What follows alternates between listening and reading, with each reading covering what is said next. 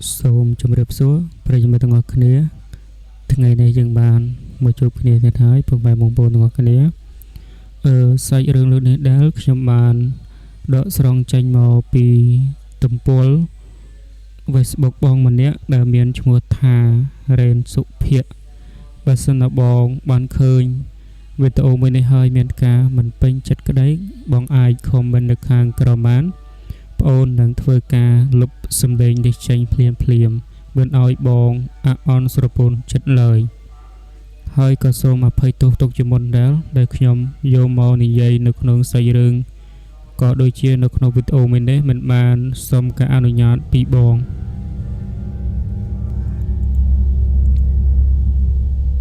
chờ đã hay chụp đây tới cho mỗi anh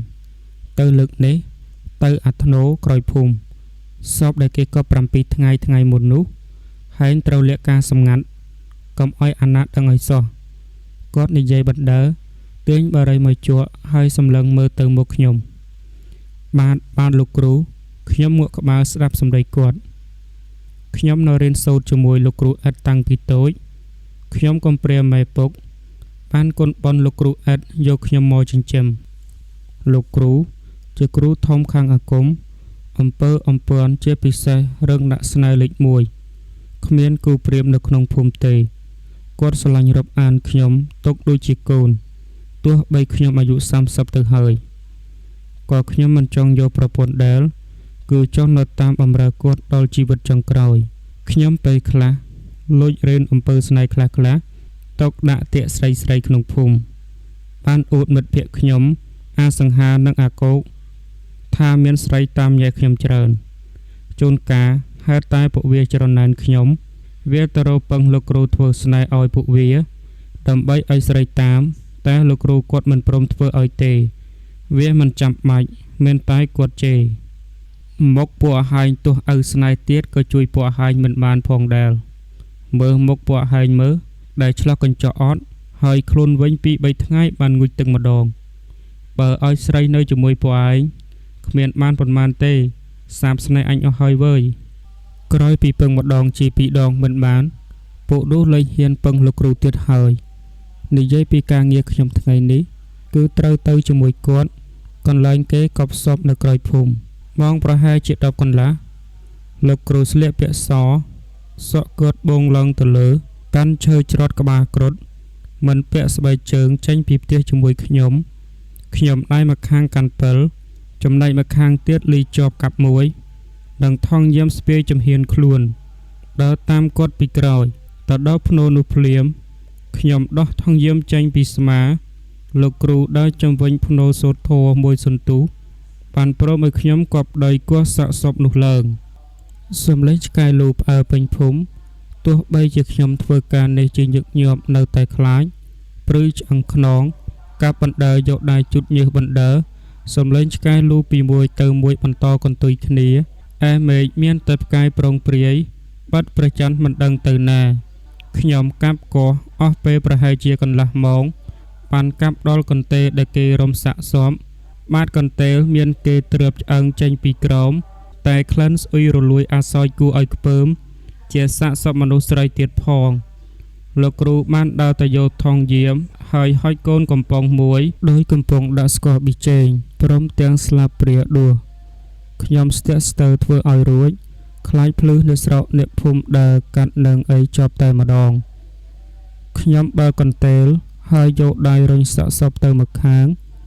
មានទឹករងៃជាច្រើនដក់ជាប់នៅលើស្លឹកចេកគេច្រើនហៅថាខ្លាញ់ខ្មោចខ្ញុំទទួលកូនក្រឡពីលោកគ្រូរួចកាន់ស្លាបព្រាអន់ដុសទឹកនោះដាក់ក្នុងកូនក្រឡនោះ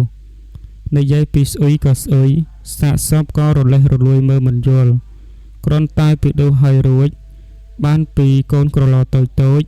ខ្ញុំរុញសាក់សពមកកណ្ដាលវិញរួចប្រកបកន្ទេលចូលវិញធម្មតាខ្ញុំដើរចេញមកខាងលើកាប់ដៃកប់សាក់សពនោះដាក់ពីលើវិញខ្ញុំលោតជន់ដៃឲ្យហាប់និងកាប់ស្មៅក្បែរនោះមកដាក់ពីលើកុំឲ្យគេដឹងថាមានអ្នកមករស់រើកន្លែងភ្នូសពខ្ញុំលីចប់នឹងស្ពាយថងយាមចាក់ចេញពីកន្លែងនោះជាមួយលោកគ្រូត្រឡប់មកផ្ទះវិញខ្ញុំយប់មិញអត់ងងុយសឹងស្លាប់ ដេកដល់ម៉ោងជិត9ព្រឹកទើបក្រោកឡើងលោកគ្រូកាន់ក្រឡដែលមានខ្លាញ់ខ្មោចយប់មិញអង្គុយធ្វើពិធីនៅពីមុខអាសនៈសូត្រធម៌បណ្ដើរក្រញើងខ្លួនបណ្ដើរអ្នកណាមករកពឹងពាក់អីគាត់ដេញឲ្យខ្ញុំប្រាប់គេថាស្អែកចាំមកថ្ងៃនេះគាត់ជប់រវល់ប្រហែលជាជិតម៉ោង3ល្ងាចទើបគាត់ធ្វើពិធីនេះចប់គាត់ចាក់រំលែកចូលគុណដបតូចប៉ុនមេដាយ5ដបដាក់នៅលើជើងពៀនឈើដានេះជាខ្លាញ់ខ្មោចវាជាអាគមស្នេហ៍លេខ1ពេលចង់ប្រុសនឹកដល់គុណលោកគ្រូហើយលាបពេលលើមុខតិចនិយាយឈ្មោះដល់ឯងស្រឡាញ់វានឹងហើយងឹបតែម្ដងហាបាទលោកគ្រូខ្ញុំបានតែងក់ក្បាលហើយសើចញញឹមតិចរំលងមិនទាន់បាន3ថ្ងៃផងធ្វើពិធីស្នេហ៍ខ្លាញ់ខ្មោចនឹងលោកគ្រូក៏លាចាក់លោកបាត់ទៅបាត់ខ្ញុំមិនទាន់ដង្ហើមគាត់ទេរវល់តែដើរលេងជាមួយអាសង្ហានិងអាគោកនៅចុងភូមិអ្នកស្រកអ្នកភូមិក៏ជួយរៀបចំធ្វើពិធីបុណ្យសពតាមប្រពៃណីខ្មែរឲ្យលោកគ្រូក្រោយវារៀបចំបុណ្យរួចរាល់ខ្ញុំក៏បានផ្លាស់កន្លែងរស់នៅដោយទុកផ្ទះនិងដីនោះចោលមករស់នៅទីប្រជុំជនខ្ញុំធ្វើការស៊ីឈ្នូគេនៅហាងបាយមួយកន្លែងជាមួយអាសង្ហានិងអាគោកតែមុននឹងចេញពីផ្ទះមួយនឹងខ្ញុំបានប្រមូលយករបស់មួយចំនួនដើម្បីការពារខ្លួនហើយនឹងបានយកខ្លាញ់ខ្មោចមកជាមួយដាល់តែខ្ញុំមិនឲ្យអាសង្ហានិងអាគោកដឹងមួយនេះទេមានស្រីរត់តម្នាក់ខ្ញុំក៏ចាប់អារម្មណ៍នាងតែនាងឆ្នះហើយប៉ះមិនបានទេហើយតែចង់ឈ្នះចិត្តនាងខ្ញុំក៏សាកប្រើខ្លាញ់ខ្មោចតាមសម្ដីលោកគ្រូធ្លាប់និយាយដោយថ្ងៃមួយខ្ញុំបានយកវាមកប្រើដោយអុជធូបឲ្យលើកដៃសំពះរំលឹកនឹកគុណដល់លោកគ្រូហៅខ្មោចនោះឲ្យមកជួយឲ្យស្រីម្នាក់នោះងប់នឹងខ្ញុំនឹងមកនៅដើម្បីមើលថែរក្សាខ្ញុំយកមកលាបវាតិចនៅលើថ្ពាល់នឹងថ្ងាសហើយធ្វើជាដើរទៅនិយាយជាមួយនាងរំលងបានមួយថ្ងៃស្រាប់តែនាងមកចាំនៅមុខផ្ទះចូលរបស់ខ្ញុំនាងសុំខ្ញុំរស់នៅជាមួយនិងបម្រើខ្ញុំក៏យល់ព្រមទោះបីជាដេញនាងក៏នាងមិនព្រមទៅថែមទាំងលូតជង្គង់អង្វរសុំនៅជាមួយខ្ញុំទៀតផងខ្ញុំចិត្តមិនអាចក៏ព្រមឲ្យនាងនៅគ្រាន់តែក្នុងចិត្តចង់តែឈ្នះនាងតែប៉ុណ្ណោះចំណែកអ្នកធ្វើការឆ្ងល់គ្រប់គ្នាសូម្បីតែអាសង្ហានិងអាគោកក៏វាមិនយល់រឿងមួយនេះដែរក្រោយពីនាងរស់នៅជាមួយខ្ញុំបានមួយខែចិត្តចង់ឈ្នះនាងក៏រំសាយហើយឃើញនាងលំបាកពេកធ្វើការងារផងមកផ្ទះបម្រើខ្ញុំគ្រប់សពផងខ្ញុំក៏សម្រេចចិត្តបន្សាបស្នេហ៍មួយនេះវិញតាមសម្ដីលោកគ្រូខ្ញុំបានយកសក់របស់នាងដាក់ក្នុងខោអាវនាងស្លៀកហើយសូត្រធម៌មួយចំនួនយកទៅដុតចោលរំលងបានមួយថ្ងៃនាងក៏ប្រែជាធម្មតាវិញចាក់ចេញពីកន្លែងខ្ញុំរស់នៅដោយពួកយើងមិនដែលស្គាល់គ្នាតាំងពីមុនអញ្ចឹងខ្ញុំចាំថ្ងៃមួយ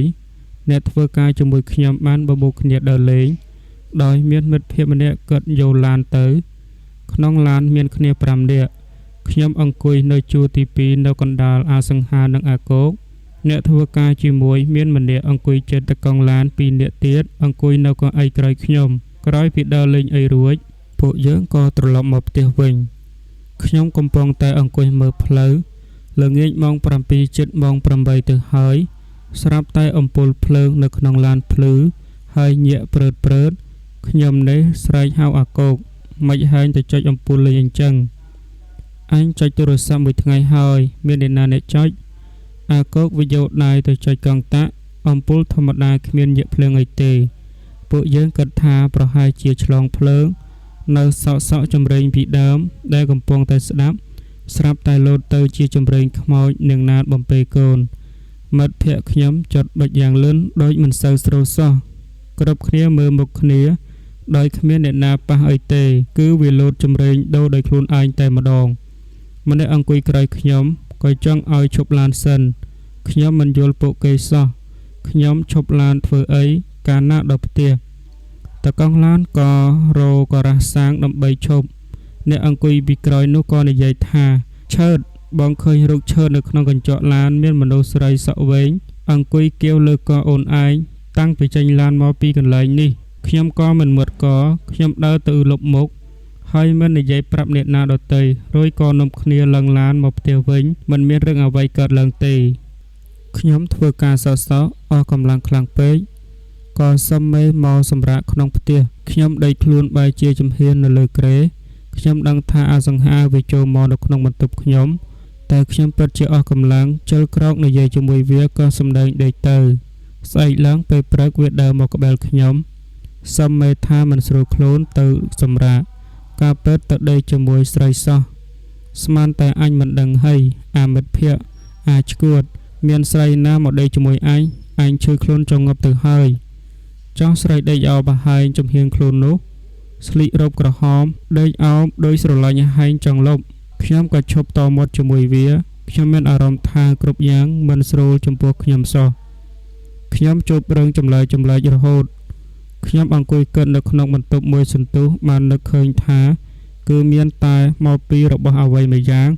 ចោលថ្មីក្រឡេកទៅមើលលើចំនាងផ្ទះខ្ញុំក៏ស្ទុះងើបដើរទៅយកខ្លាញ់ខ្មោចនោះបំរុងយកទៅចាក់ចោលតែឃើញតែ3ដបមិនដឹងជាបាន2ដបទៀតទៅណា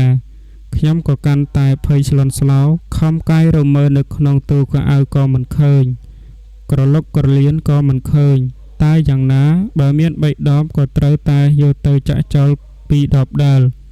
ខ្ញុំកំពុងតែរៀបចំខ្លួនបំរុងយកវាទៅចាក់ចោលក្នុងវត្តស្រាប់តែអសង្ហានិងអាកោកដើរចូលមកនៅក្នុងបន្ទប់របស់ខ្ញុំមានកាន់ដបនោះម្នាក់មួយពួកហែងបានវាមកពីណាពួកហែងមិនដឹងថានឹងអីគេអត់បានមកពីកន្លែងនោះអញស្មានតែទឹកដាក់ស្នេហ៍របស់ហែងអញខំលួចវាទៅប្រើអាសង្ហានិយាយបណ្ដើយើងមុតបណ្ដើអញក៏ចង់ដឹងដែរអាសង្ហាប្រាប់អញខំយកទៅប្រើតាមវាយប់ឡើងអញដេកមិនដែលលក់ទេមកលងអញពេញបន្ទប់ទឹកក្នុងនោះជាខ្លាញ់ខ្មោចតៃហោងជាមន្តស្នេហ៍របស់លោកគ្រូអញធ្វើពេលគាត់នៅរស់ពធោខ្លាញ់ខ្មោចអញ្ចឹងបានថ្ងៃណាស្អុយថ្ងៃណាក្រអូបដូចផ្កា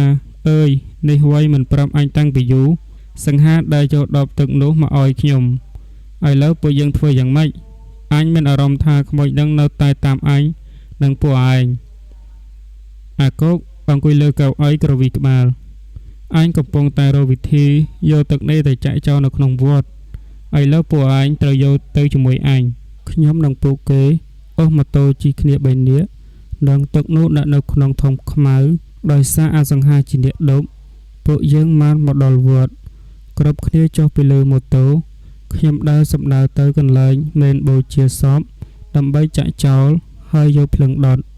គ្រាន់ទៅដល់ឃើញព្រះសង្ឃមួយអង្គកំពុងតែអង្គុយសមាធិក្រោមដើមជ្រៃមួយដើមក្បែរនោះ